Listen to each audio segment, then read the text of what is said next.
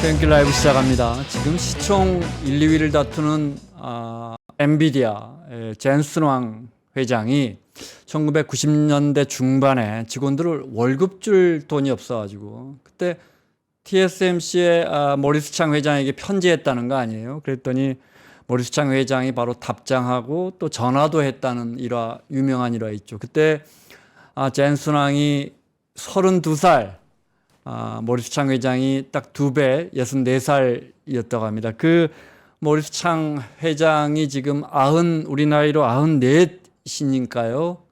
지금도 수업을 하고 계시던데 대학에서. 네, 오늘 우리가 모르는 TSMC 이야기 좀 해보겠습니다. 세안대학교 경제학과의 김대호 교수 자리했습니다. 어서 오십시오. 네, 반갑습니다. 네, TSMC 엔비디아 다음으로 지금 시대를 이끌고 있는 기업 아닌가 싶어요. 네.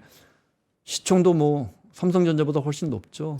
그렇습니다. 시총도 엔비디아 다다음 한점 세계 7위, 8위 정도인데 지금 폭발적으로 올라가고 있기 때문에 조만간 최상위권으로 올라갈 가능성이 있고요. 사실 어떤 면에서 주가 면에서는 좀 엔비디아가 훨씬 지금 시가총액이 크지만은 회사의 캐파, 생산 능력, 또 고용 인원수에 비하면 엔비디아는 TSMC의 적수가 전혀 못 됩니다. 비교가 안 되는 회사예요. 엔비디아는 아주 자그마한 설계 회사에 불과하고요. 네. TSMC는 직원 숫자가 100만 명, 수십만 명에 달하는 어마어마한 회사, 전 세계에서 지금 만들어내는 센트럴 프로세싱, 그러니까 이동용 어떤 조작용 반도체, 그걸 흔히 시스템 반도체라고 그러는데 시스템 반도체 65% 이상을 TSMC가 생산을 하고 있다. 그런 면에서 사실상 세계 최대의 독점 회사다. 특히 첨단 분야에서는요, 그 점유율이 95%, 엔비디아가 지금 설계하고 있는 그 AI 교육용 GPU 100%를 TSMC가 생산을 하고 있습니다. 거꾸로 얘기하면 TSMC 없는 엔비디아는 상상할 수가 네. 없고요. 실제로 돈도 총 벌어들이는 돈 숫자에서는 TSMC가 엔비디아보다 훨씬 많은 돈을 법니다. 그런데 다만 이 엔비디아는 영업 이익률, 자기들은 어마어마하죠. 설계만 하니까 공장이 없다 보니까 이익률 면에서 엔비디아가 앞서 있고, 그래서 시가총액이 앞서지만 반도체에 관한 세계 최대의 타의 추정을 불허하는 회사는 단연 TSMC다. 이렇게 네. 볼 수 있습니다. 삼성전자는 스마트폰부터 수많은 업종과 업체가 있는데 여기는 반도체 만들기만 하는, 그렇잖아요. 그죠? TSMC는. 그리고 독점 기업이긴 하지만 이른바 파운드리, 우리말로 하면 하청? OEM, 사실은 그냥 의뢰하면 만들어주는 것이잖아요. 그런데 이렇게 어마어마한 글로벌 기업이 됐어요. 그렇습니다. 그것도 모리스 챙의 사실 혁명이고 혁신이라고 볼 수가 있습니다. 모리스 챙 이전 시대만 하더라도요, 반도체는 IDM이라고 그래서 Integrated Device Manufacturing, 오늘날 이것을 우리나라에서는 종합 반도체 회사 이렇게 번역을 하는데, 삼성전자라든지 인텔이라든지 이런 회사들은 메모리 반도체도 만들고 시스템 반도체도 만들고 설계도 하고 후공정하는, 그야말로 우리가 자동차 하나 만들면 자동차의 거의 전부를 다 하다시피 반도체도 한 회사가 모든 업무를 다양하게 해왔더랬습니다. 그런데 모리스 챙이라는 사람이 TSMC를 만들면서 이 TSMC는 아주 독특하게 스스로 능력이 없어서가 아닙니다. 스스로 우리는 설계도 하지 않는다. 남을 뺏기지도 않는다. 아무것도 하지 않는다. 오로지 디자인해 놓은 거, 팹리스라는 반도체 천재들이 설계해 놓은 거 도면대로 제조해 볼 뿐이다. 근데 이게 얼핏 보면 OEM이라는 형식으로 4층 회사인데, 네. 그러나 지금 이 전 세계가 설계하고 있는 첨단 반도체를 제조해 줄 회사가 사실상 TSMC 하나밖에 없기 때문에 거꾸로 생산 형태는 하청 구조지만 TSMC가 헤게모니를 쥐고 있다. 그래서 일각에서는 얼 중에 얼, 아니면 진짜 제대로 된 갑은 TSMC다라는 얘기까지 나오고 있는 상황입니다. 네. 애플이나 예를 들어 삼성전자도 인텔도 다 만들 수 있는데 굳이 물론 기술력이 따로 있겠지만요. TSMC에 갖다 맡기는 건 사실 경쟁사이기 때문에 애플 입장에서는 삼성전자가 경쟁사이기 때문에 이런 부분에서 나온 유명한 말이 우리는 고객과 경쟁하지 않는다 이런 말이 있더군요. TSMC가 여러 번 혁신을 했습니다만 가장 최근에 특히 수년 전까지만 하더라도 삼성전자가 TSMC보다는 반도체 부분만 놓고 봐도 훨씬 더 큰 회사였더랬습니다. 이게 역전되게 되는 게 애플과 TSMC가 동맹을 맺게 되는 겁니다. 네. 아이폰 6부터 바뀌었는데 원래 아이폰 안에 아이폰을 움직이는 반도체 그게 AP라고 해서 어플리케이션 프로세스라고 해서 이 스마트폰도 반도체가 움직입니다. 네. 한 스마트폰 안에 보통 반도체가 100여 개 이상 들어가는데요. 이것을 아이폰 5까지는 삼성전자에서 반도체를 만들었습니다. 그런데 6부터 TSMC가 이것을 가져와서 지금은 애플이 만드는 반도체 전량 TSMC가 생산합니다. 애플은 제조 회사가 아니에요. 기본적으로. 그러니까 애플은 소프트웨어 만드는 회사고 설계하는 회사이기 때문에 자신이 반도체를 만드는 공장은 시험용으로 조그맣게 가지고 있을 뿐입니다. 그래서 외부에 맡겨야 되고 많은 반도체 부품은 폭스콘이라는 대만 회사에 맡기고 있는데 초기에는 삼성에 맡겼거든요. 그런데 문제는 삼성이 갤럭시를 가지고 빠르게 성장을 하니까 애플 입장에서는 이거 큰 적을 키우는구나. 네.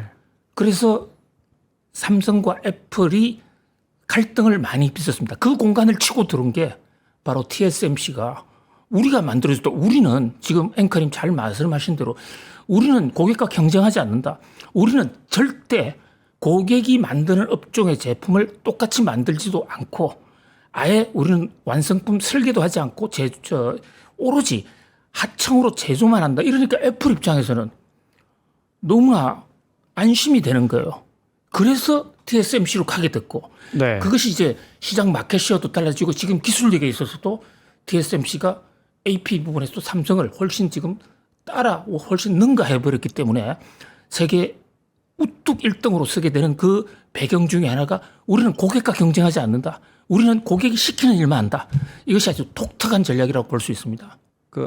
우린 눈 감고 하여튼 주문하는 거 다 정말 잘 만들어 줄게 하더라도 사실은 엄청난 신뢰가 없이는 그 기술력을 다 줄 수는 없을 거예요. 그리고 그 기술에 대한 보안 이런 부분도 굉장히 중요한 부분 같습니다. 그렇습니다. 이미 언제든 빼먹을 수 있는 거 아니에요. 그렇습니다. 그래서 대만의 TSMC에 전 몇 번 시찰도 갔습니다만은 직원들을 상대로 네. 화장실도 못 가게 하는 허락 없이는 못 가게 하는 회사가 TSMC예요.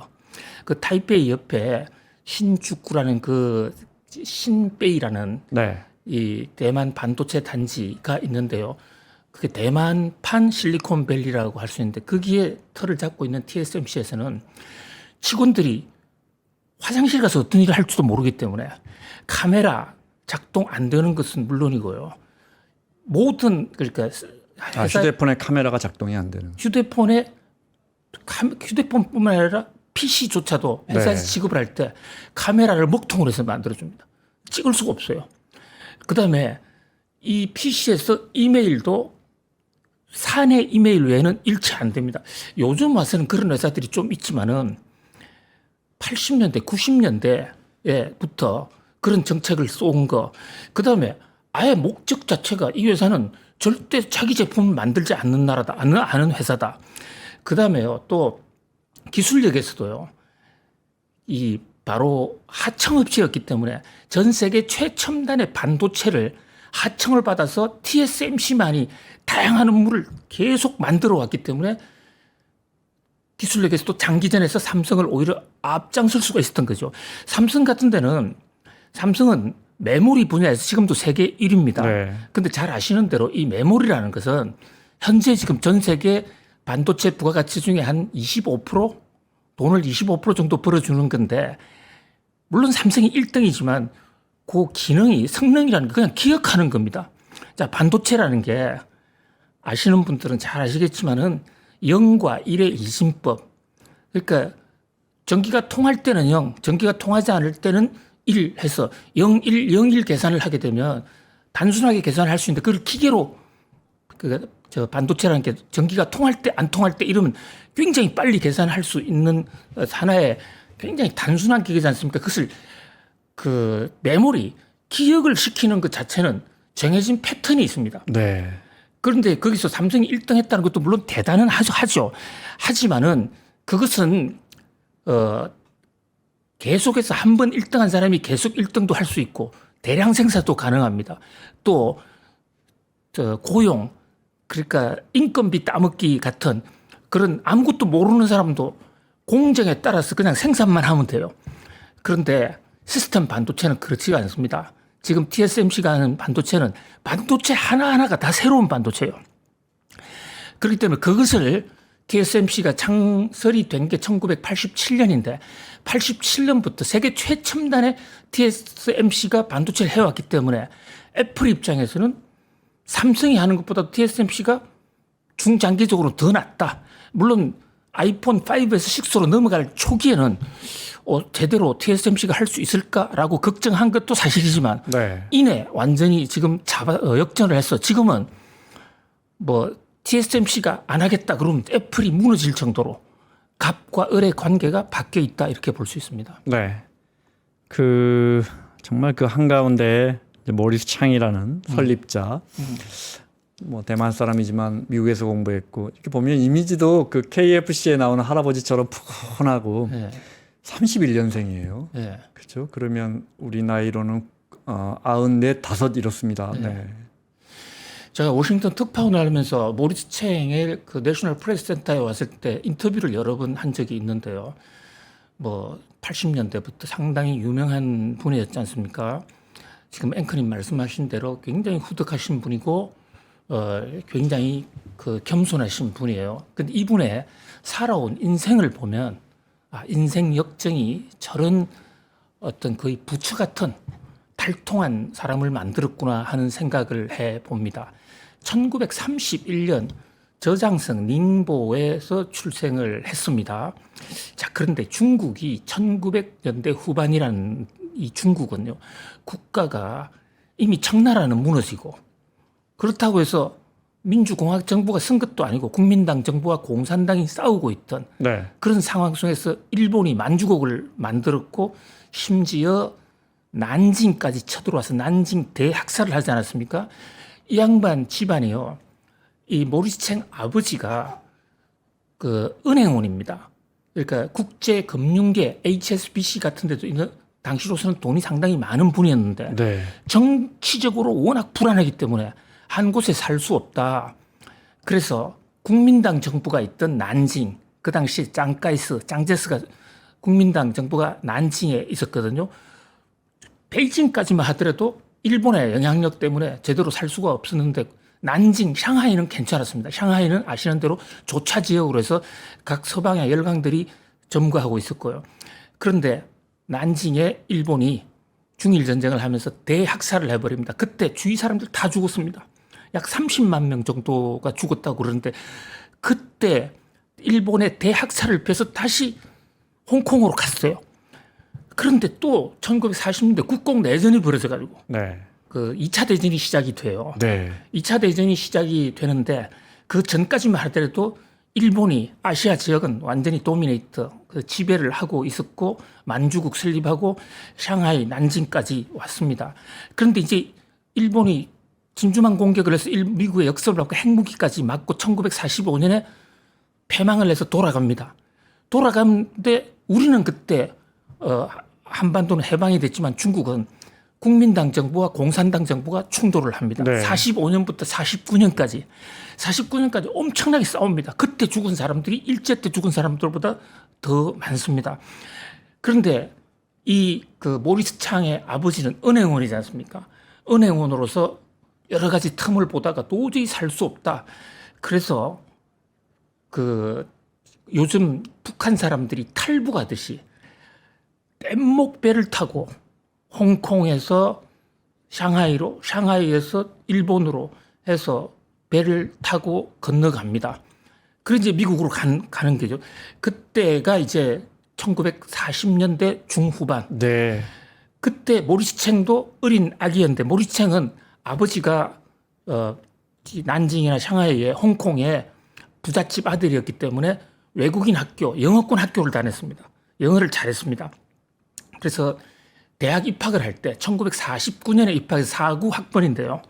49년에 사구 학번. 네. 네, 49 학번입니다. 49 학번인데 이분이 이제 하버드 대학의 그 문해학과 인문학부에 입학을 해요. 자, 그런데 이 당시에 미국은 중국과의 2차 대전 전까지만 해도 관계가 안 좋아서 중국 사람들을 거부하는 법도 많이 있었는데 이제 이 모택동이 중국을 점거한 이후에 중국을 견제해야겠다 그래서 반 차이니즈 인재를 좀 키울 필요가 있어서 49년부터 대만계 인사라고 스스로 주장하는 사람들을 뽑기 시작합니다. 네. 그 첫 케이스로 모리스 챙이라는 사람이 원래 이름은 짱중머우입니다. 네, 네. 짱중머우인데 이제 미국 살다 보니까 모리스, 머우하고 모리스가 M이 같이 시작되니까 뭐 중국 사람들은 미국서 이름을 그렇게 많이 정하는 비슷한 발음을 구했어요. 그래서 모리스 챙이 되는데 영어 잘하죠. 공부 잘하죠. 집안 좋죠. 그러니까 하버드 대학에 들어갔는데 꿈은 작가가 되는 거였습니다. 어릴 때 워낙 엄청나게 힘든 상황을 죽다 살한 적도 많고 그 과정에서요. 죽을 고비를 많이 넘기면서 이렇게 앵앵 그리고 사는 것보다도 세상을 관조하고 좀 넘어서는 게 낫겠다. 양보하자. 이래서 사람이 굉장히 순해졌어요. 난세를 만나서 순해지는 사람이 있고 더 독해지는 사람이 있는데 순해지는 사람 스타일이었어요. 근데 이제 하버드 대학에 갔는데 이제 아버지가 은퇴하고 미국서 먹고 살 길이 좀 망해서 아버지가 돌아가시면서 네 가기는 네가 챙겨야 된다. 이러니까 하버드 대학 다니면서 고민을 한 겁니다. 어떻게 살지? 그래서 하버드 대학 찾아가서 내 과를 공대로 바꿔주세요. 다른 과로 바꿔주는데 하버드 대학이 안 바꿔줍니다. 그러니까 하버드 대학 바로 옆에 MIT가 바로 옆에 있습니다. 멀지 않아요. MIT에 다시 편입 시험을 친 거예요. 그래서 이제 공대를 들어가게 됐고 거기서 학사, 석사를 하게 됐는데 박사까지 했어요. 근데 박사 학위를 못 받았습니다. 성적이 안 나와서. 그런 와중에 이제 포드 자동차라는 회사에 들어갔는데 당시로서는 최고 인류 기업입니다. 자기 자서전에도 그렇게 쓰고 있습니다. 그런데 포드 자동차보다 돈 더 많이 준다는 반도체 회사가 있으니까 그 회사로 들어갔다가 텍사스 인스트루먼트라는 반도체 회사 당시에 70년대, 80년대 세계 최고 회사가 텍사스 인스트루먼트였습니다. 그 텍사스 인스트루먼트에서 2인자까지는 올라갔는데 이 텍사스 인스트루먼트가 이름에서 나오다시피 텍사스에 본거지를 두고 있는 회사입니다. 그 동양인들한테 절대 CEO 안 줍니다. 이 양반이 자서전이나 본인이 기자회견 할 때도 자기의 목표가 텍사스 인스트루먼트의 CEO 되는 거였는데 한 25년쯤 근무하니까 쫓아내려고 한직에 내보내요. 그래서 반도체를 가지고 완구 만드는 일을 한 5년 했어요. 그리고 완전히 인생에 비참함을 느끼고 있을 당시에 대만에서 혹시 오지 않겠느냐 하는 제안이 온 것입니다. 그 매사추세츠 이 동부하고 텍사스 남부하고는 이 타 지역, 타 민족을 보는 시각이 완전히 다르니까 그때는 더 했을 거 아니에요. 네. 그렇습니다. 예. 텍사스 하면 거기는 완전 백인 지역이었고요. 지금도 뭐 흑인들이나 유색인종이 거의 없습니다. 부시 매우 대통령이 보수적인 곳이죠. 네. 그쪽 가문이죠. 그래서 이제 텍사스 인스트루먼트 회사는 실리콘밸리에 있었는데 그 주주들 오너들이 전부 텍사스 사람이었기 네. 때문에 2등까지는 바이스 CEO까지는 된다. 그런데 얼굴 누른 차이니즈 그리고 이 모리스 챙이 국적이 정체불명입니다. 왜냐하면 이 모리스 챙을 흔히 많은 사람들은 대만 사람이라고 그러는데 아닙니다. 대만 사람 아니에요. 대만에 한 번도 살아본 적이 없는 사람입니다. 아까 말씀드린 그러네요. 네, 아까 말씀하신 것처럼 그러신 대로 네. 닝보에서 태어나서 홍콩, 난징, 베이징, 샹하이 등을 거치다가 미국 간 사람이거든요. 그리고 본인이 TSMC를 만들겠다고 해서 다시 대만으로 돌아가기 전까지 대만에 한 번도 가본 적이 없는 사람이에요. 국적은 당연히 미국일 거고요. 네. 국적은 미국이었고. 네. 자, 그런 사람을 저는요, 사실 짱중머우라는 모리스 챙도 훌륭합니다. 배울 점이 굉장히 많은 영웅입니다.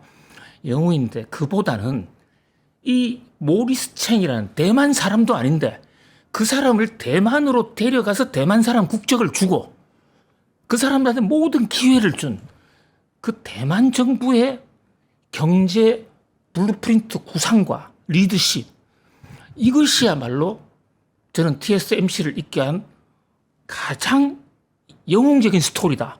모리스챙은 그 두 번째다. 저는 이렇게 봅니다. 네. 이렇게 얘기하는 사람이 한국에 잘 없을 거예요. 근데 저는 지금 곧 책을 하나 지금 반도체에 관한 책도 준비하고 있는데 거기서 TSMC를 모리창의 회사로 보면 큰 착각입니다. 모리창 지분도 거의 없어요. 모리창은 일꾼이었습니다. 전문 경영인으로 데려온 거군요. 전문 경영인으로 데려왔는데 대만 정부가 모든 걸 너희 마음대로 해요. 돈은 우리가 댈게요. 그게 1980년대 초반이나 됩니까? 70년대 후반입니까? 정확하게 데려온 게 1985년입니다. 박정희 정권이 우리가 아무 기술력도 없으니까 미국에서 우리 박사들 좀 데려오자 해가지고 대덕 연구단지 만들고 이럴 때가 70년대 후반 딱 그 무렵입니다. 사실요. 네. 그렇게 외국인들 데려오는 건 대만이 우리 박정희 정부보다 더 앞섭니다. 네. 대만은 60년대부터 미국에 있는 인재들을 계속 스카우트해 들어. 기술력이 없으니까 두 나라 다 자본도 그렇습니다. 없고. 네. 그래서 대만의 제조업은 우리보다 먼저 시작이 됐습니다. 다만 대만의 제조업은 부품 위주로 했고 나라가 덩치가 적기 때문에 그래서 각 분야 전문가를 많이 낸 데 비해서 박정희 우리 전 대통령 같은 경우에는 북한과의 대결 구도 속에서 중화하게 투자를 해서 네. 70년대 후반부터 무슨 중공업, 탱크 이런 걸 굉장히 만들어서 우리나라는 재벌 위주의 성장을 해왔고 대만은 중소 중견기업 위주의 성장을 해왔는데 두 나라의 성장 모델이 어디가 더 잘 됐느냐 이것은 우열을 나누기가 어렵습니다. 네, 네, 네. 그러나 반도체에 관해서만은 그 대만의 전략이 오히려 더 좋았다. 그래서 며칠 전에 이 엔비디아의 젠슨 왕이 대만을 가서 3주 정도 있으면서 거기서 주가를 많이 올리고 새로운 발표를 많이 했는데 간 이유가 대만의 반도체 쇼 컴퓨텍스라는 걸 했어요. 국내 언론에도 엄청나게 보도됐는데 사실 우리나라 사람들은 대만을 무시하죠. 그게 시작이 된 게 언제냐? 81년입니다. 그러니까 모리창을 85년에 데려갔어요. 그리고 인재들은 70년대부터 계속 데려갔습니다. 네. 계속 데려갔는데 자 이제 대만이 성부수를 띄웁니다. 그 전부터 데려갔지만 대만이 1971년에 국가가 흔들리는 큰 사건을 겪습니다. 1971년. 우리가 1972년에 10월 유신을 하지 않습니까? 네. 그때 외국 인재들을 많이 데려오는데 1971년에 대만이 그 직전까지만 해도 유엔 안보리 상임이사국이었습니다. 지금 중국을 대신해서 안보리에 대만이 들어가 있었어요. 네. 그런데 닉슨이 이른바 핑퐁 외교를 하면서 대만과의 국교를 단절해버리고 중국과의 외교를 맺으면서 대만이 낙동강 오리알이 아니라 태평양 오리알이 된 겁니다. 대만은 외교 관계가 없어버렸어요. 몇 나라만 남았습니다. 반공을 하고 있던 한국, 몇 나라, 미국도 외교 관계가 없어졌어요. 자, 그때 대만 사람들, 이 뭐 먹고 살아야지? 앞으로 대만이 어떻게 살아야 되느냐? 경제밖에 없다. 경제는 어떻게 성장시키지? 과학기술밖에 없다. 그러면서 엄청나게 과학기술 인프라도 깔고 과학기술자에 대한 대우를 엄청나게 해줍니다. 그래서 지금도요, 대만도 물론 의대가 좋지만은 의대 가라 해도 안 가는 학생들이 많습니다. 왜냐? 공대를 가야 새로운 기회가 생기고 내가 사업체도 하나 할 수 있고. 자, 중소기업, 스타트업들이 엄청나게 많지 않습니까? 근데 우리나라는 공대 나와봤자 잘하면 뭐 재벌 기업에 임원 하나 하고 나머지는 4, 5정이 돼서 40대, 50대 다 잘려요. 그래서 의사하면 한평생 내 개인 병원도 하고 이때서 모든 인재들이 의사로 몰리는데 그 의사가 또 원천 기술은 공부 안 하고 그냥 개업을 하다 보니까 원천 기술도 별로 없어요. 근데 대만은 사익감 1등이 대만 대학이나 칭화, 따슈에 또는 그 대만의 각종 공과대학이 좋은 데가 많습니다. 그게 인류. 그리고 대만은 관료하는 거, 공무원 하는 것도 별로 관심이 없어요. 대만의 나라도 아닌데 거기서 공무원해서 뭐 하겠습니까? 그래서 공학을 공부하면 공학은 국적이 없잖아요. 미국 유학으로 가자. 네. 그래서 저도 미국에서 유학을 했습니다만 미국 대학의 공과대학은 대만계 인사들이 다 장학을 하고 옛날에 있습니다. 그 MIT가 하도 매사추세츠 공과대학이 대만 사람 많아서 메이드 인 타이완이라는 말이 있었거든요. 예전에 저 학교 다닐 그렇습니까? 때. 네. 네. 그렇습니다. 그래서 그 인재들을 1971년에 이제 미국과의 국교가 단절되면서 우리 사는 길은 경제와 과학기술 인재밖에 없다. 그래서 과학인수를 데리고 그것을 박정희도 보고 우리도 데리고 시작한 겁니다. 네. 누가 선이다 후다 이건 별로 의미도 없고요. 그렇게 데려왔음에도 불구하고 또 1979년에 또 한 번의 더 큰 사건이 터집니다. 중국과 대만도 수교를 하고 우리나라가요 1979년에 대만과 단교를 합니다. 네. 79년 그리고 중국과의 수교를 한 게 1992년인데 89년 아니고요? 89년 아닌가요? 정확하게 대만과 국교 수교한 것은 1992년입니다. 그래서 올해가 우리가 한중 수교 52주년이 아, 중국과 수교한 게 예. 92년이고 단교한 건 대만과 단교를 한 건 80년대 80년대 했는데요. 네, 기억납니다. 그 저희 명동 앞에 그 대만 대사관 폐쇄하고 이럴 때 대만 우리 화교분들이 막 항의하고 그렇죠. 네. 모리스챙이 TSMC를 만든 게 1987년이에요. 네. 그러니까 이제 한국마저도 일본, 한국 반공권에 있던 반공산주의권에 있던 나라도 대만과 단교를 하거든요. 이렇게 2차 충격이 온 거죠. 아니 1970년에 미국과 수교를 했는데 미국이 뒤로는 많이 도와줬어요. 근데 이제는 한국 너마저 그래서 제 동기들 중에서는 대만에 유학가 있다가 대만에 학비가 없거든요. 국립대학은 전부 장학생입니다.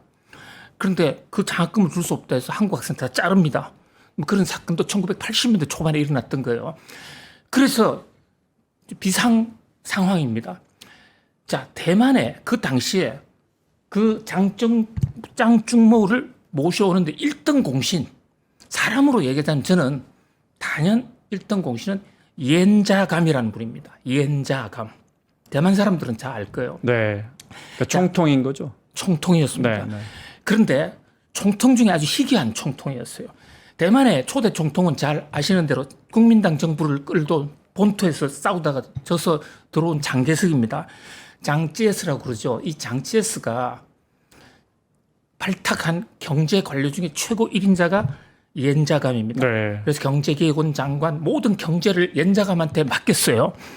원래 이 사람은 중국에서 대륙에서 태어난 원래 그 과거 정부의 경제 관료 출신이에요. 청나라 정부 때부터요. 그러니까 이 사람이 모리창보다도 나이가 10여 세가 더 많습니다. 이 사람이 모리창을 접촉한 겁니다.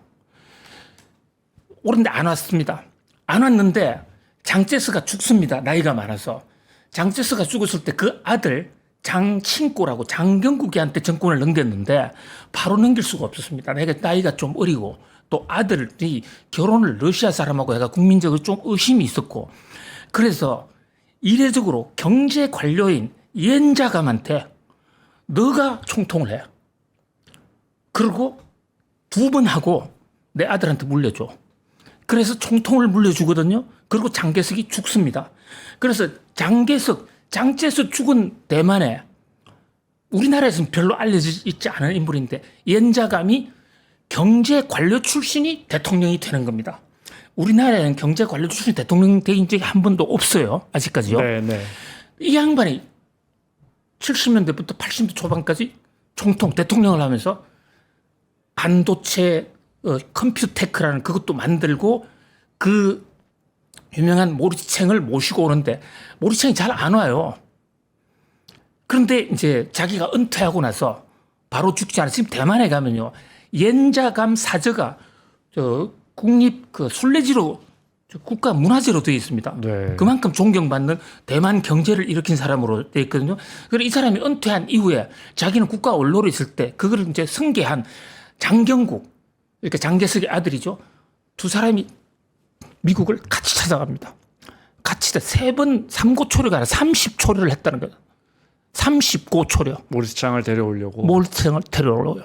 그런데 모리창 대만에 가본 적이 없는 사람인데 대만에 오겠습니까? 그때 벌써 50대 뭐 초중반. 54세였습니다. 회사를 만든 게 54세고 대만으로 넘어온 게 85년이었으니까 52세. 52세의 나이에 이미 자기는 어릴 때 본국 기억도 안 나는. 예, 메인랜드 차이나만 생각이 나고 자기가 대만 사람이라고 생각을 해본 적이 없어요. 그런데 대만 정부에 와서 조그만 섬 정부에서 와서 가자 고민을 많이 했습니다. 자기 자서전에서 이런 얘기를 합니다. 만약에 자기가 텍사스 인스트루먼트 같은 회사 잘 나갔다면 자기는 대만 거들떠보지도 않았을 것이다. 근데 이 아까 말씀드린 텍사스 이 시골 카우보이들이 중국 애들을 비하하고 CEO는 안 시켜주니까 한번 가볼까? 그때 CEO를 시켜줬으면 오늘의 TSMC도 없고 그러면 애플 반도체를 삼성이 만들고 있었을지도 모르겠네요. 그렇습니다. 예. 멱살의 가정은 없지만 네. 본인이 직접 그 얘기를 회고도 하고 개인적으로 만나면 그 얘기를 하거든요.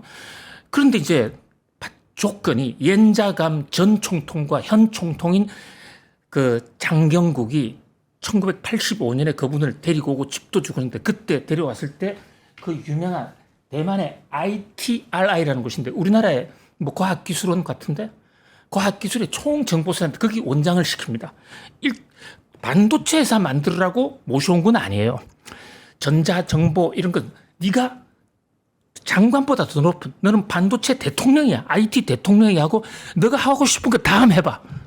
모든 돈을 밀어주는데 2년간 연구를 하다가 이 모리창이 장경국이를 만나서 반도체 회사 안 할래요. 자, 그때 반도체 회사 일본이 압도적으로 잡고 있었고 미국도 인텔이 셀 때입니다. 그러니까 그거 일본과 미국이 다 하고 있는데 되겠어? 모리창이 얘기합니다. 그런 반도체 회사가 아닙니다. 우리는 남들이 안 하는 반도체 회사입니다. 우리는 반도체 설계나 완성품 가지고 경쟁하지 않고 제조 공정만. 제가 한평생 해왔던 게 바로 how to design 반도체 이것 대목입니다. 그래서 당시에 미국이요. 미국 반도체는 인텔하고 인텔 독점. 자, 일본은 7개 도시바를 비롯해가지고 히다치 7개 회사가 독점돼 있어. 한국 반도체 거의 명색이 없을 때였습니다. 그런데 이 반도체 회사는 아까 제가 초입에 말씀드린 대로 IDM 회사였단 말이죠. 지금 삼성전자나 인텔처럼 그러니까 종합 반도체 회사니까 자기들이 만드는 거 뭔가 만들다가 시간 남으면 누군가가 설계한 반도체를 대신 생산을 해주는 거예요. 네, 네. 이 대목을 모리창은 한평생 반도체 설계하는 머리 번뜩번뜩한 아이디어가 많은데 그 사람들은 공장이 없어서 못 만드는 겁니다. 그래서 내가 제조 공장을 만들면 성공할 수 있지 않을까 그런 생각을 해왔습니다. 자, 우리 코로나 백신 만들 때요. 코로나 백신을 제조한 성공한 모더나라는 회사를 기억하시죠? 모더나. 우리 백신 네, 받지 네, 않았습니까? 모더나 공장이 하나도 없습니다. 모더나는 건 설계회사예요. 그러니까 제약 그래서 우리 SK 어디에서도 만들었습니다. 네. 그렇습니다. 네. 우리가 만든 게 아닙니다. 우리는 하라는 대로 그랬겠죠. 하청, 네. 대행생산 그 구조입니다. 그러니까 지금 퀄컴이나 이런 데서 반도체에 스마트폰에 들어가는 반도체 설계를 퀄컴이나 애플만 할 수 있어요. 그런데 그 사람들은 제조 공정이 없어요. 마치 모더나가 새로운 제약을 만들었는데 자기들이 직접 약을 만들 수가 없으니까 SK 바이오에 맡기지 않았습니까? SK 바이오로직스 그런 식으로 TSMC가 우리도 그것을 이제 제작 대행사라고 그러는데요. 제작 대행사를 만들자. 네. 근데 제작 대행사가 많으면 영원한 하청업체고 영원한 을이 되는데 지금 세계 제작 대행사를 몇 개가 있습니다만 TSMC가 독보적인 1위라고요. 이렇게 지금 설계회사는 많은데 그게 역전이 된 거죠. 그러니까 갑 같은 슈퍼 갑 같은 을인 거죠. 그 아이디어 이런 것은 모리창이 만들었습니다. 그 통찰력이나 미래를 내다보는 선구안 이런 것은 모리창을 우리가 배워야 되고요. 거기에 국가 미래 비전을 그리고 모든 것을 다 밀어준 대만의 반도체 아버지 연자감. 네. 우리나라에 과연 그런 지도자가 있었느냐? 그런 면에서는 좀 대만이 좀 부러운 측면이 있습니다. 네. 우리 물론 이제 반도체, 삼성전자도 있지만 또 우리는 이제 앞서 말씀한 것처럼 이제 중화학, 통신, 정유, 화학, 다른 전자 이런 쪽의 업종들이 이제 커졌으니까 우리는 또 상대적으로는. 근데 그때 당시에 말씀하신 것처럼 모리스 창이 그러니까 우리가 흔히 알기로는 창립자니까 오너라고 생각하지만 오너는 아니고 오늘 아닙니다. TSMC가 만들어질 당시에는 공기업이었더군요. 자본금을 정부가 넣어줬더군요. 정부가 70%를 갖고 있을 거예요. 네. 그 대신에 또 모리창이 하나 중대한 일을 합니다. 창립 과정에서. 모리창의 인맥. 스탠포드 출신이거든요. 아까 우리가 대화를 들어오기 시작할 때 앵커님이 젠슨왕, 엔비디아의 젠슨왕이 느닷없이 TSMC에 편지를 하나 보내서 네, 네. 엔비디아는 그때 듣보잡 이름도 모르는 그렇죠. 회사였습니다. TSMC는 큰 회사였다고요. 우리 걸 만들어 달라. 보통 같으면 안 만들어 줍니다. 그런데 그걸 억셉트 했지 않습니까? 그 인연이 어디에 있냐면 젠슨 황도 스탠포드 출신. 그다음에 이 모리창도 스탠포드 박사. 스탠포드 대학에 경제인 명예 전당이 있습니다. 동양인 딱 둘이 있습니다. 지금 그 사진도 몇 번 찍었는데요. 모리창과 젠슨 황이에요. 그러니까 그 스탠포드 대학의 명예 전당에 올라와 있는 사이인데 제가 그렇습니다라고 편지를 보내면 그 젠슨 황의 편지를 모리창이 안 보겠습니까? 물론 그렇다 하더라도 편지 내용이 뭐 시덥지 않으면 안 볼 수도 있지만 이 엔비디아는 회사 돈이 없어가지고요. 회사 사무실이 없었어요. 그래서 이사회나 간부회를 어디서 하면 맥도날드보다도 더 싼 미국의 데니스라는 곳이 있습니다. 데니. 네. 데니 거기서 매일 아침에 모여서 회의했거든. 지금도 데니스 그 캘리포니아에 한 군데 가면요. 젠슨 황 룸이라고 그래가 지금 어마어마하게 크게 만들어 놓고 있습니다. 관광 코스가 되어 있습니다. 젠슨 황이 돈이 없어서 회의하던 곳.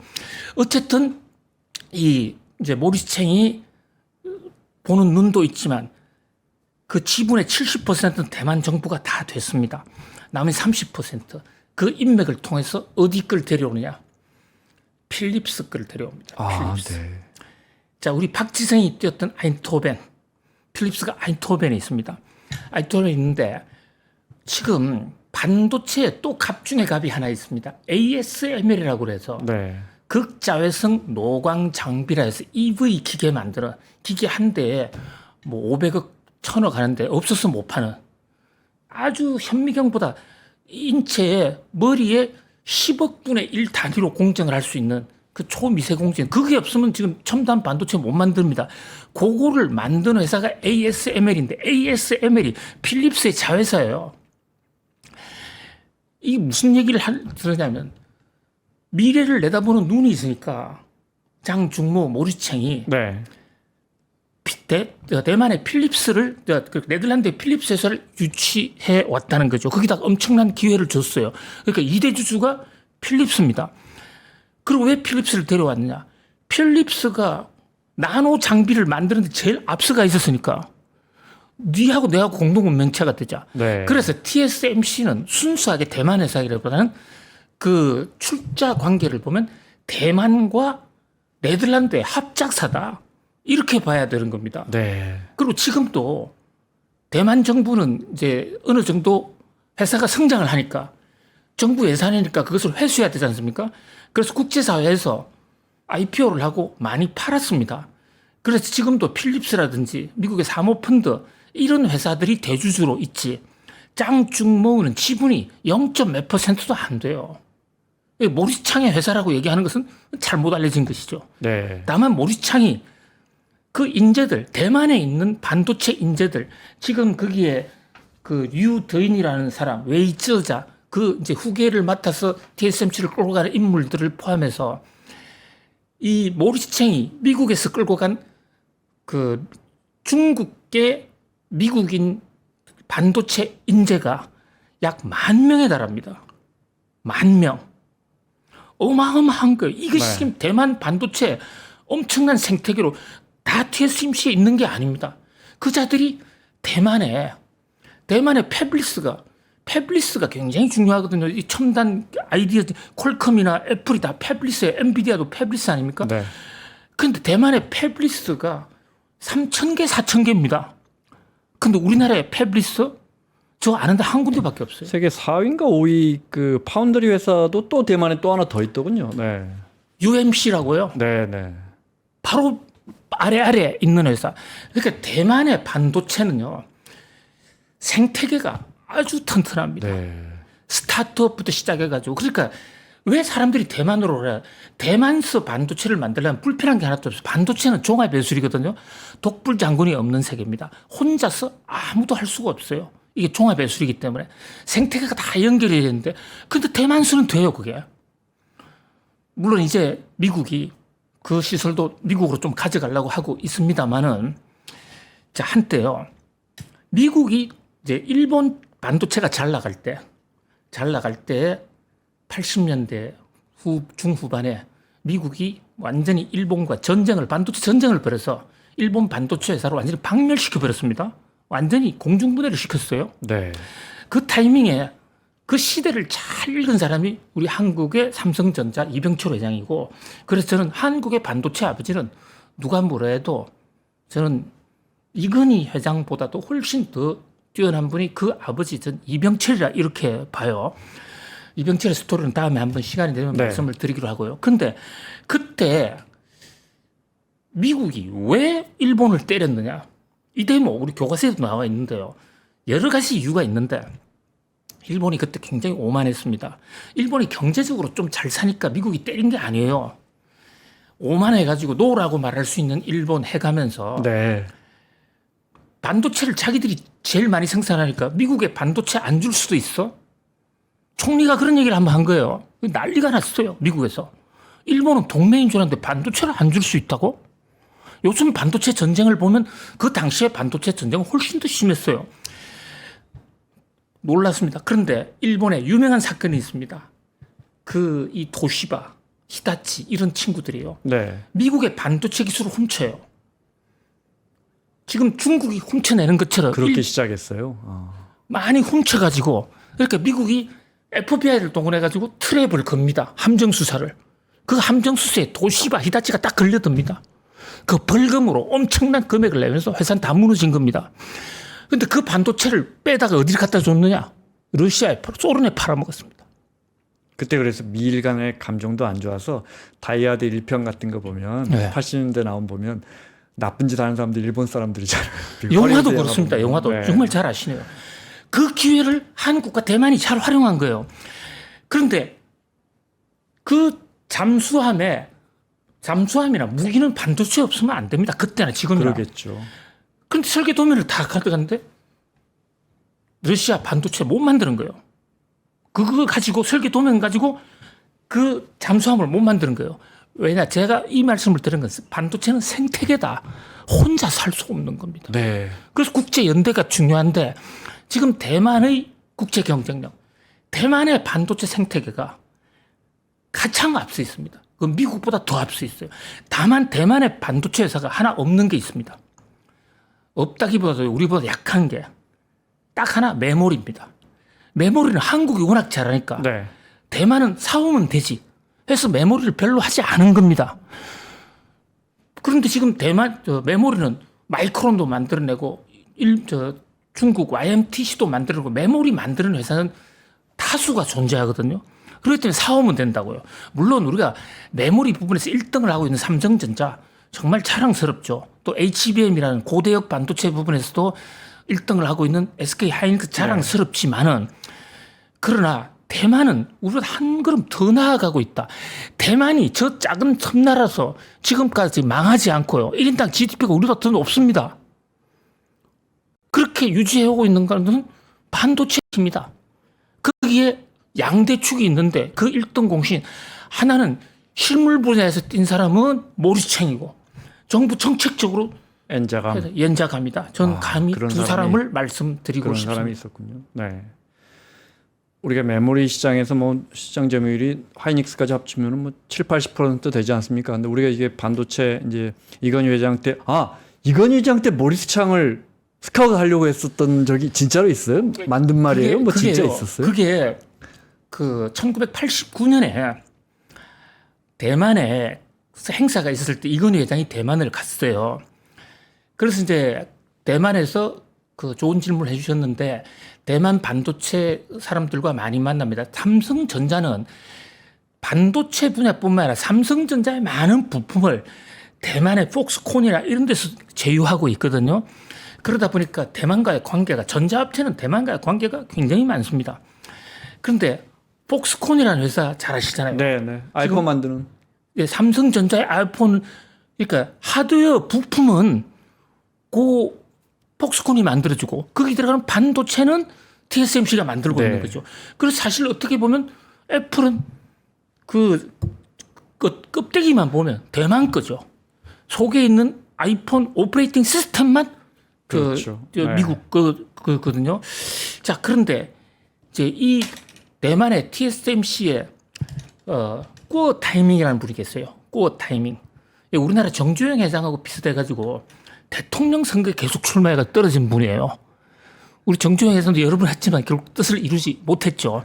이번 선거에도 나왔다가 국민당 당 예선에서 이제 2등을 했는데 2등을 했음에도 불구하고 끝까지 양보를 안 하니까 그것 때문에 표가 갈라져서 국민당이 지어버린 겁니다. 라이칭드가 뭐 이기긴 했지만 네. 국민당에 네 분도 있어요. 그 네 분의 한 축을 담당한 게 그 타이밍이라는 그 폭스콘 흥하이라는 대만에서는 흥하이라고 그러는데 네. 그 회사 사장 저기 집무실에 타도 삼성 적혀 있습니다. 삼성을 때려잡자. 대만 사람들 감정이 안 좋아요.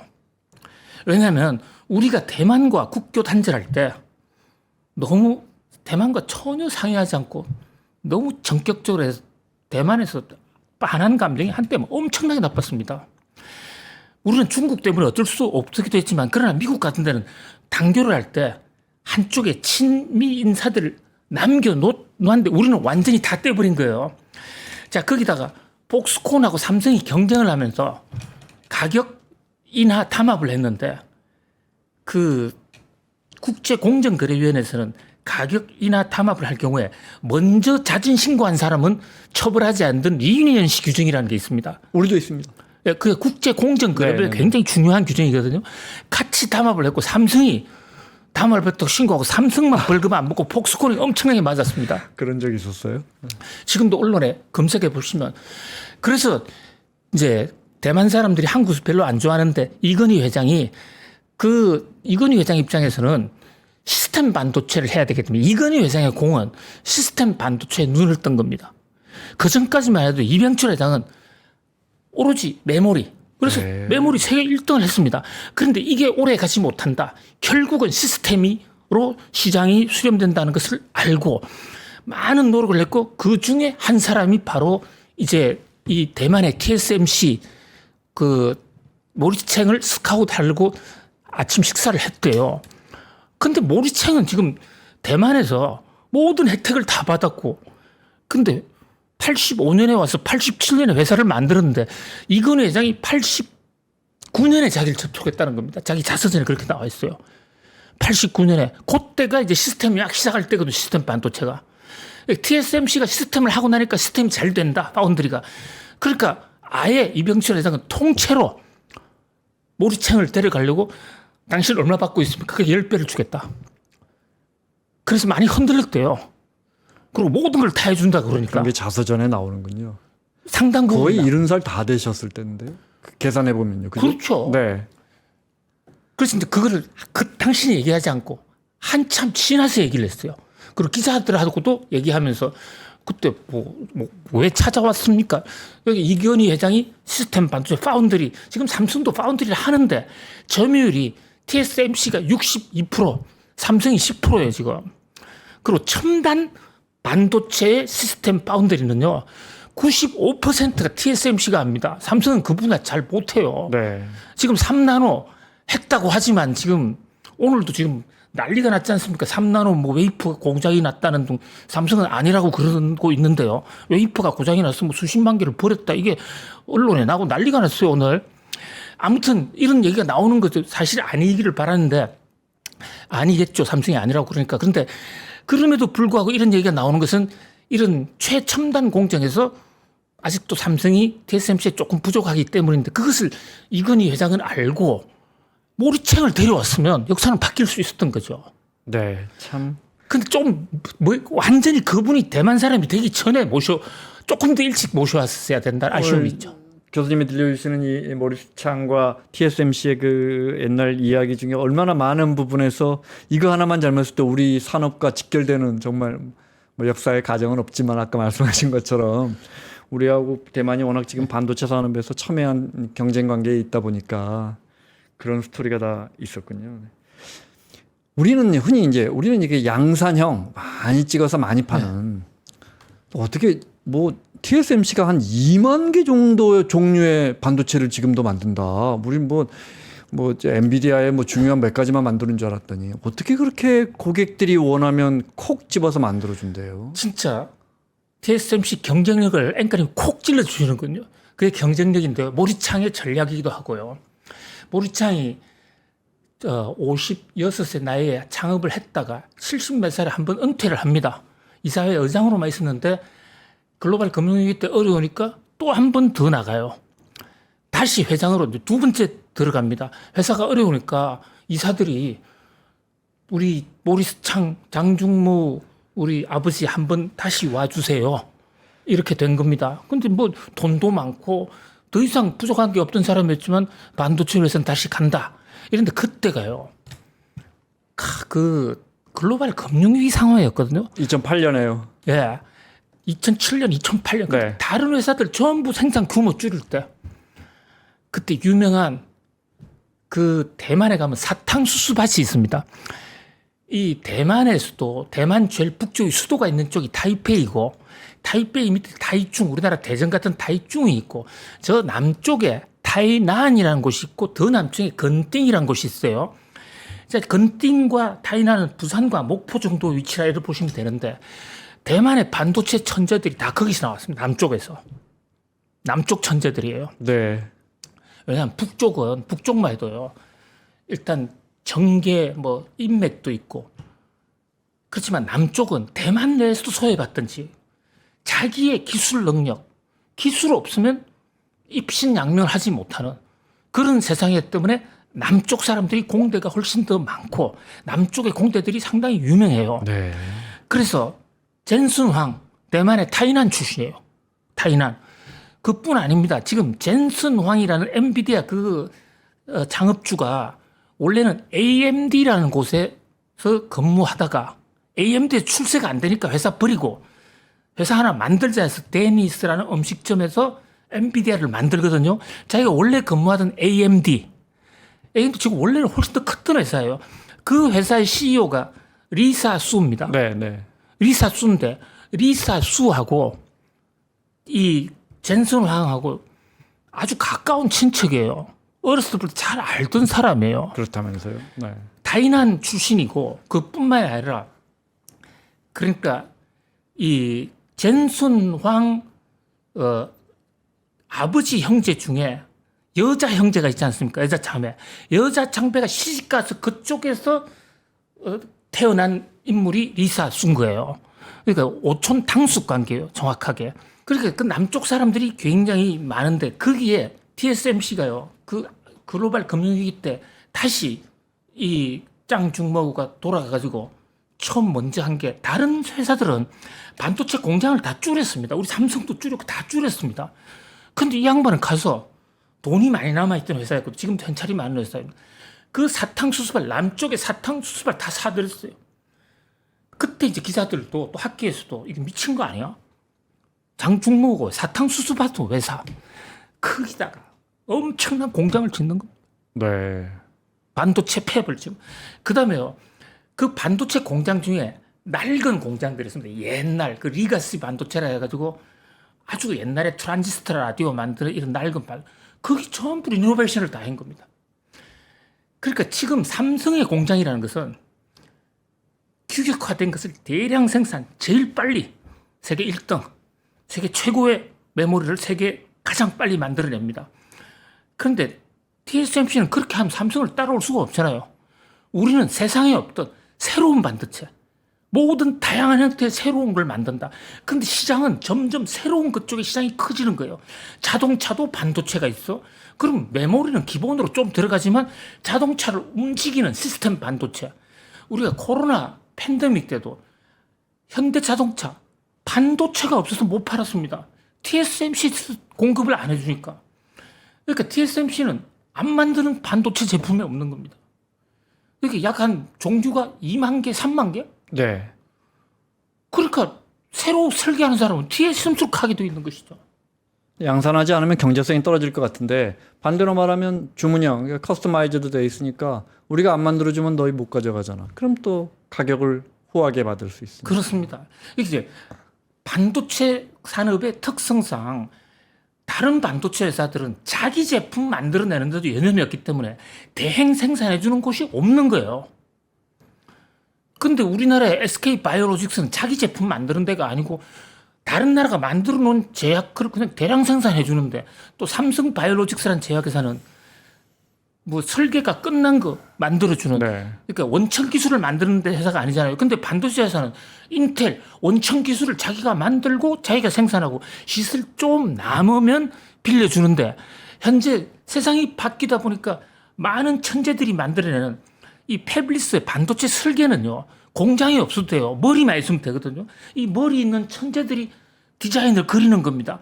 그래서 어디가 생산을 하고 싶은데 만들어주는 것이 없는 겁니다. 삼성전자에 만든다? 삼성전자 캐파가 지금 삼성의 메모리 만드는 것도 바쁘고 삼성이 만드는 것도 바쁜데 못 만들어줘요. TSMC는 와봐. 2만 개, 앞으로 20만 개 이상을 만들겠다는 겁니다. 예를 들어 이제 파운드리라는 진짜 주문형 반도체를 거대하게 또 앞서 말한 것처럼 이제 글로벌 금융위기가 왔을 때 그때 모든 사람이 다 부채 축소하면서 그렇게 대규모 투자를 했던 게 어떻게 보면 운이 좋을 수도 있겠지만 결국 지금 삼성전자가 좀 주춤하고 있는데 결국은 시장을 내다보는 힘입니다. 그렇죠? 근본적으로 대만의 반도체의 경쟁력, 미래를 내다보는 힘 이런 건 앞서 이제 대만 타이완 학생들이 뭐 공대에 가게 되는 그런 어떤 환경적인 요인도 있겠지만 그 힘은 어디서 나오는지. 그러니까 미래를 보다는 우선 해안이 있었고요. 우선 첫 번째가요. 이 해안이 그냥 호사가들이 말 만들어서 하는 게 아닙니다. 모리창의 인터뷰를 보나 그 사람의 책을 보나 볼 때요. 자, 반도체가 폭발적으로 늘 거라는 구체적인 숫자를 갖고 있어요. TSMC가, 모리창이. 왜 이 사람이 이런 생각을 했냐면 이 사람이 텍사스 인스트루먼트에 오래 있었는데 이 사람이 많은 반도체 설계 제조할 때 무기를 많이 했습니다. 원래 반도체나 이 IT 산업이 또 우리 내비게이션 이런 게 군사용으로부터 먼저 개발이 됐던 그 레이더니 뭐 이런 것들이, 레이더도 다 반도체로 움직이는 겁니다. 그런데 미국과 소련이 동서냉전 체제 속에서 미국이 그 기술을 틀어지고 민간에게 안 줬습니다. 근데 80년대 후반 들어서 동서냉전이 해체가 되고 무너졌잖아요. 이것은 엄청난 수요가, 미국이 이제 돈을 벌어야 되기 때문에 동서냉전이 그렇게 그 무기용으로 쓰던 게 엄청나게 올 것이다. 그래서 TSMC를 만들 때 사업 계획서에 이렇게 수요가 폭발할 것이다.